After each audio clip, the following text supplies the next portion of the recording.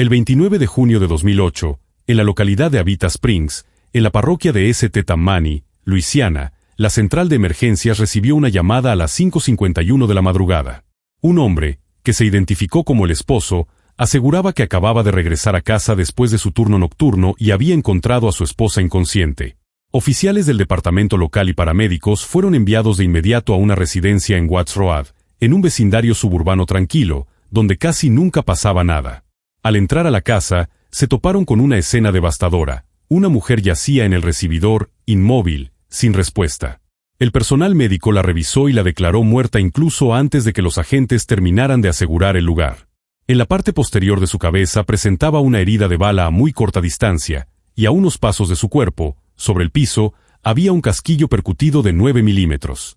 Así comenzaba una investigación que iba a derrumbar la idea que todos tenían de lo que ocurría dentro de ese aparente hogar tranquilo en las afueras de Avita Springs.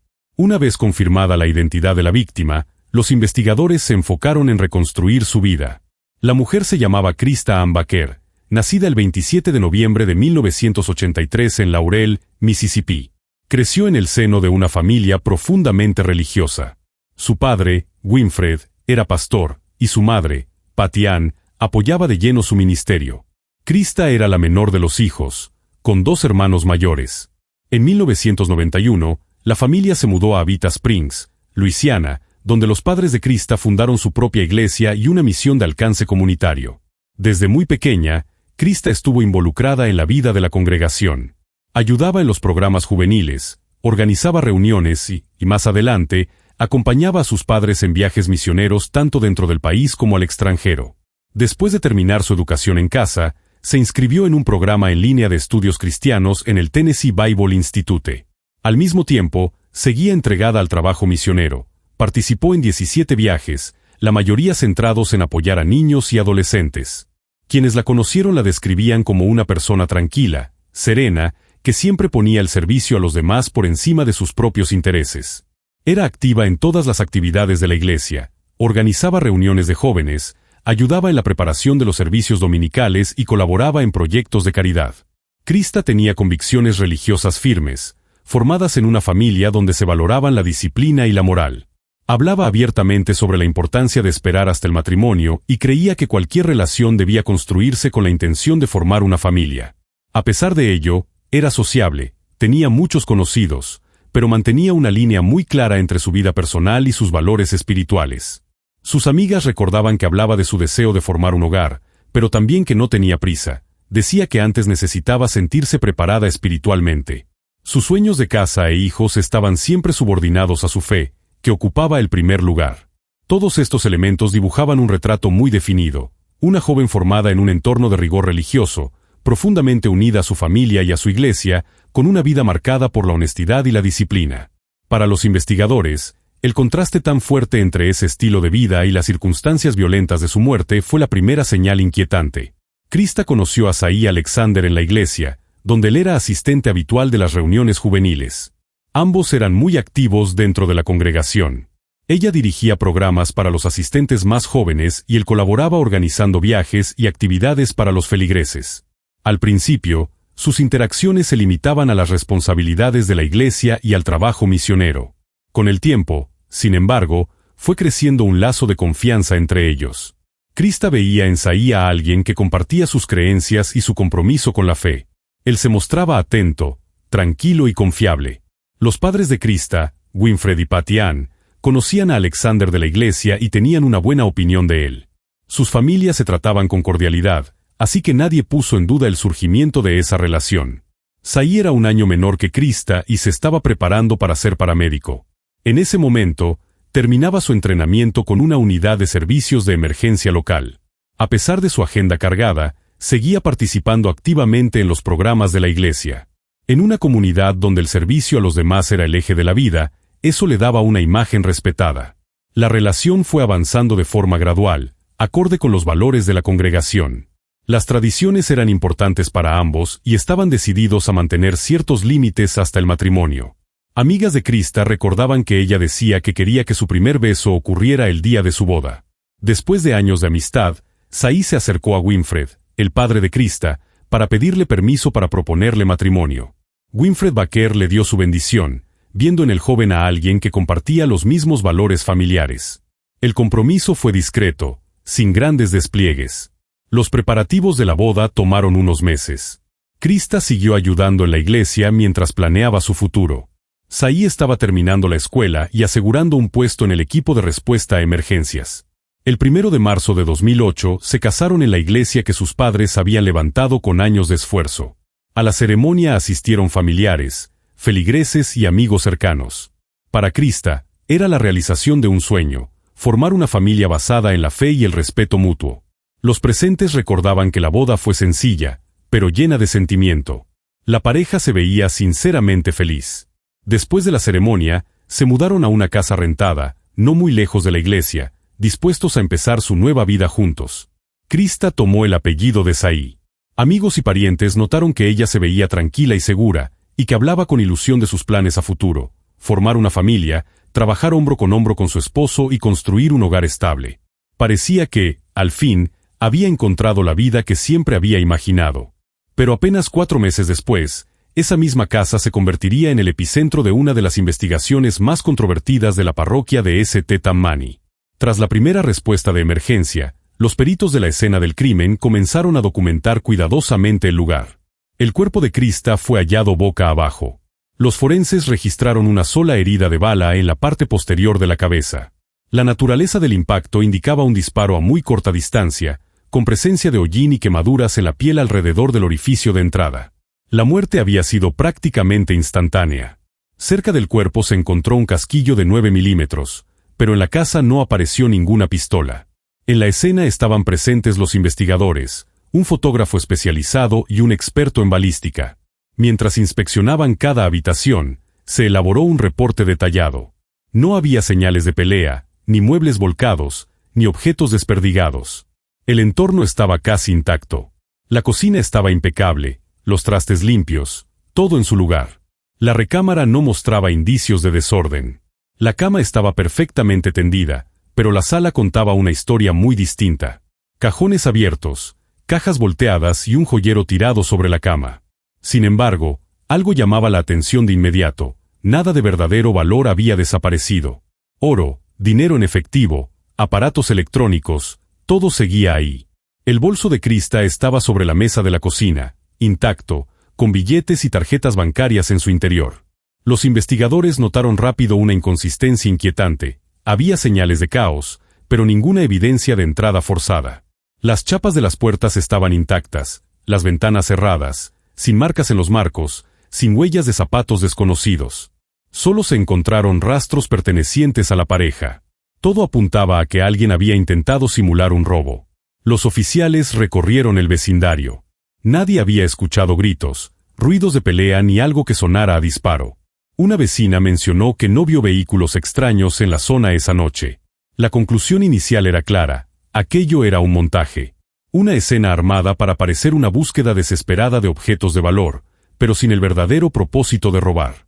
Hasta ese momento, los investigadores tenían un solo hecho completamente confirmado: la llamada de emergencia provenía del esposo de la víctima. Su presencia en la escena se explicaba por su supuesto regreso de un turno nocturno.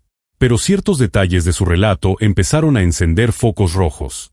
Se convirtió en el punto de partida para un interrogatorio más profundo y una revisión minuciosa de su pasado. Después de documentar la escena, los detectives centraron su atención en el esposo de Krista. Saí Alexander era un paramédico de 24 años que trabajaba para Adian Ambulance Service. La noche del 28 al 29 de junio había estado programado para cubrir un turno. Sus compañeros y los registros internos de servicio confirmaban que efectivamente se encontraba trabajando. En la primera entrevista, Alexander declaró que había salido de casa alrededor de las 5 de la tarde. Según él, la noche fue relativamente tranquila, con solo unas cuantas llamadas de emergencia.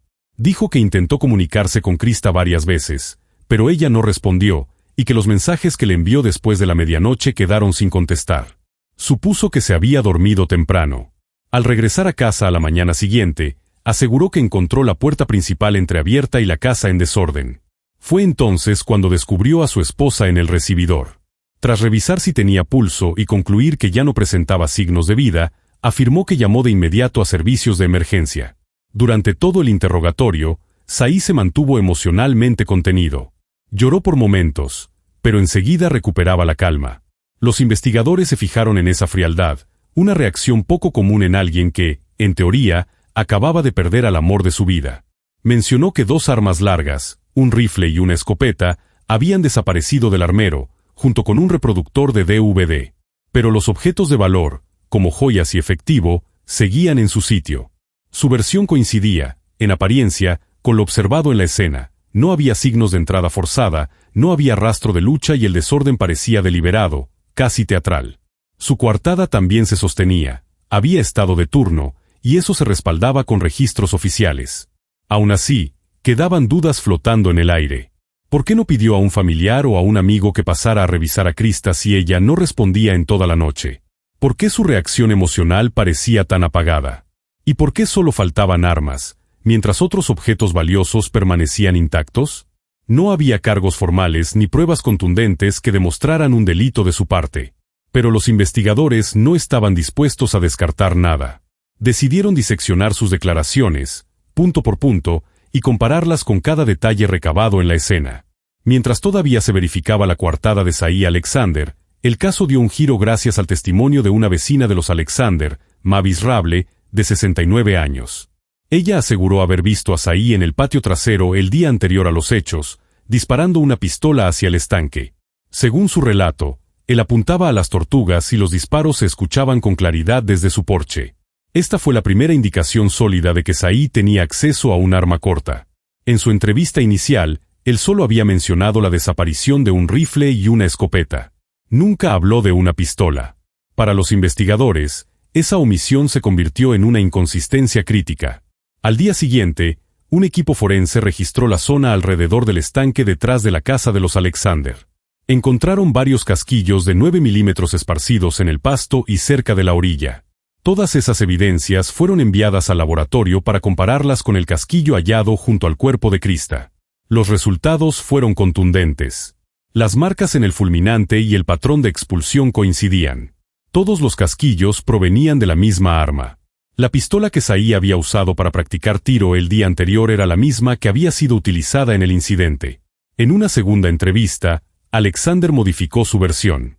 Ahora afirmaba que la pistola ya había sido vendida la noche anterior a la tragedia. Según él, el comprador era un hombre llamado Esteve, de aproximadamente 35 años, blanco, complexión promedio. La supuesta venta habría ocurrido frente a su casa, y Alexander aseguraba haber recibido $500 en efectivo. Al pedirle más detalles, Saí dijo que Esteve manejaba una camioneta vieja, posiblemente una Toyota, pero que no alcanzó a memorizar las placas. No había documentos, ni testigos, ni cámaras de seguridad que respaldaran esa transacción. Un barrido entre vecinos, talleres mecánicos y comerciantes de armas no arrojó ningún resultado. Nadie encajaba con la descripción. Sin evidencia que sostuviera la existencia de ese comprador misterioso y con un dictamen balístico directo, la historia de la venta comenzó a desmoronarse. Por primera vez, los investigadores registraron oficialmente las contradicciones en las declaraciones de Alexander y lo marcaron como una persona que requería un escrutinio mucho más riguroso. Con el dictamen balístico en mano, la atención se desplazó hacia la vida personal de la pareja. Los primeros en ser entrevistados fueron los padres de Krista, Winfred y Patty Baker. Ellos revelaron que Krista tenía 17 semanas de embarazo al momento de su muerte. El embarazo avanzaba sin complicaciones, pero en las últimas semanas, Krista se mostraba cada vez más inquieta. Le había confesado a su madre que Saí se veía distante, irritable y reacio a hablar de cualquier cosa relacionada con el bebé. Eso encajaba con lo que los investigadores ya habían percibido en el comportamiento apagado de Saí tras la tragedia. Ahora, esa frialdad emocional encontraba eco en testimonios que hablaban de problemas que venían de tiempo atrás en el matrimonio. Patty Baker añadió que Krista sospechaba que Saí le estaba siendo infiel desde unos 2 meses antes de su muerte. No mencionó nombres, pero creía que podía tratarse de alguna de sus compañeras de trabajo. Krista había notado que él se quedaba más tarde en el servicio y regresaba a casa con excusas poco claras. A pesar de sus dudas, Krista estaba decidida a salvar su matrimonio. Creía en sus votos y veía la vida en pareja como una responsabilidad sagrada. El divorcio, para ella, jamás fue una opción.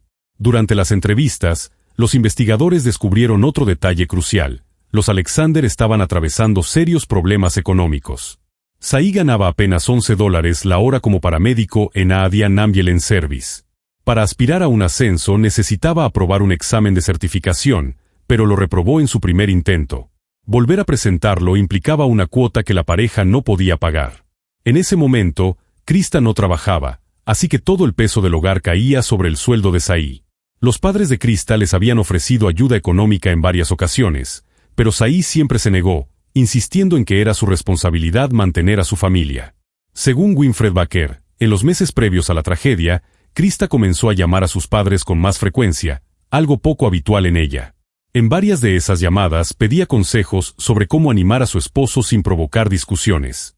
Para los investigadores, estos datos eran clave. Dibujaban el retrato de un hogar bajo presión, donde Saí, agobiado por la carga financiera y la tensión emocional, podía haber desarrollado un motivo: el deseo de escapar de una vida que ya no sentía bajo control. La investigación tomó un nuevo rumbo. En el expediente se dejó asentado: embarazo de 17 semanas, aumento de la tensión en la relación, posible infidelidad, dificultades económicas. Ahora, los investigadores necesitaban determinar si la mujer que Krista sospechaba realmente existía y qué papel, si alguno, había jugado en todo esto. La mirada se dirigió al lugar de trabajo de Saí Alexander. Las conversaciones con sus compañeros revelaron que mantenía una relación cercana con una paramédica de 26 años, Alison Sharp, también empleada en ADIAN Ambulance. En su entrevista, Sharp no negó esa cercanía. Al contrario, admitió que la relación continuó incluso después de la boda de Saí. Explicó que todo había empezado mucho antes del matrimonio y que Saí le decía a menudo que no estaba seguro de lo que sentía por Krista. Alison relató que se veían durante y después de los turnos, e incluso se quedaban juntos en hoteles. Una de esas ocasiones ocurrió mientras Krista estaba fuera, en un retiro de la iglesia. Saí reservó una habitación con jacuzzi en el Callaway Inn, en Baton Rouge, llevó platos desde su casa y le preparó la cena. Ella confirmó que sabía que él era un hombre casado, pero creía que estaba pasando por un momento difícil, tratando de aclarar su vida. Saí nunca le mencionó que Krista estaba embarazada. Cuando le preguntaron sobre la situación económica, Sharp comentó que Saí hablaba constantemente de sus problemas de dinero, de su bajo salario, de deudas y del costo de volver a presentar su examen. Aún así, gastaba en viajes, regalos y estancias de hotel. Los investigadores quisieron precisar fechas. Uno de sus últimos encuentros ocurrió menos de 2 semanas antes de la muerte de Krista. Alison recordó que Saí se veía deprimido. Le dijo que se sentía abrumado, acorralado. Sharp cooperó por completo con las autoridades. Entregó recibos y hasta confirmó que, después de la muerte de Krista, Saí le regaló un reproductor de DVD, diciéndole que ya no lo necesitaba. Ese mismo aparato había sido reportado por Saí como uno de los objetos robados de la casa. Las pesquisas confirmaron que Alison Sharp no tuvo participación alguna en el crimen. Tenía una coartada sólida para la noche de los hechos y no mostró conductas que insinuaran lo contrario. Aunque dejó de ser sospechosa, su testimonio se volvió crucial para entender la dinámica dentro del matrimonio Alexander. Su relato confirmó lo que los investigadores ya intuían: las grietas en la relación se habían formado mucho antes de la muerte de Krista.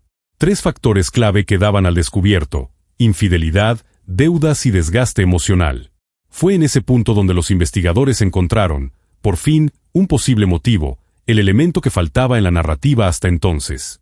Tras el dictamen que vinculaba los casquillos recuperados con el arma utilizada, los investigadores llamaron de nuevo a Saí Alexander para otra entrevista. Esta vez, su versión cambió. Ante las contradicciones que se acumulaban, Saí admitió que el día de la muerte de Krista no había transcurrido como lo había descrito al principio. Afirmó que la mañana del 28 de junio se quedó dormido en el sillón de la sala. Krista lo despertó más tarde de lo habitual y él estaba apurado porque su turno en el servicio de ambulancias comenzaba esa tarde.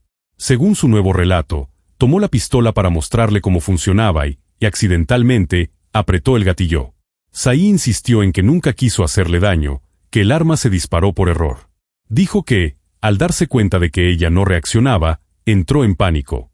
En vez de pedir ayuda, afirmó que el miedo lo paralizó y decidió encubrir lo ocurrido. Lo que siguió fue una descripción paso a paso. Contó que desordenó objetos, abrió cajones y joyeros para simular un robo. Luego tomó 2 rifles y un reproductor de DVD para reforzar esa apariencia de saqueo. De camino al trabajo, aseguró que arrojó la pistola y varias pertenencias personales de Krista, joyas y pequeños objetos, desde el automóvil, con la intención de que pareciera que alguien había huido apresuradamente. Saí repitió una y otra vez que nunca quiso que Krista perdiera la vida, y que todo se trató de un accidente trágico.